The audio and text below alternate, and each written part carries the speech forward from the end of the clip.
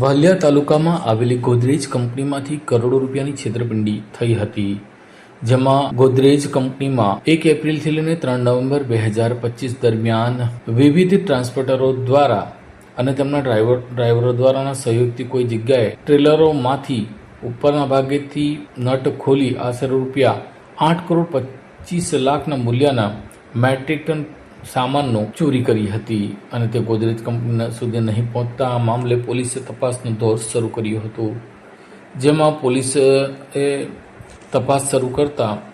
Valia police દ્વારા અલગ અલગ કેમિકલ લોડિંગ કરીને આવેલા ટેન્કરોના વજનના અલગ અલગ પ્રકારના કેમિકલની ચકાસણી કરતા 10 અલગ અલગ ટેન્કમાં માલ ઓછો જણાયો હતો, જેથી આ બાબતે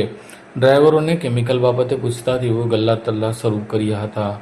અંતે પોલીસની પૂછપરછમાં તેઓ ભાંગી પડ્યા હતા, જેમાં પોલીસે સંજીવ કુમાર, શાહે આલમ, અખિલેશ કુમાર, રૂપેશ કુમાર, રમેશ,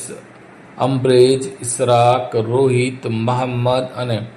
અન્ય લોકો મળી કુલ 10 ટેન્કરો કબજે કર્યા હતા અને તેમાં મૂકેલો 2,50,00,000નો મુદ્દામાલ પણ કબજે કર્યો હતો. આમ ગોદરેજ કંપનીમાં કેમિકલ લઈને જતા ટેન્કરના ચાલકો દ્વારા કરવામાં આવેલી ચોરીનો ભેદ વાલિયા પોલીસે ઉકેલી નાખ્યો હતો.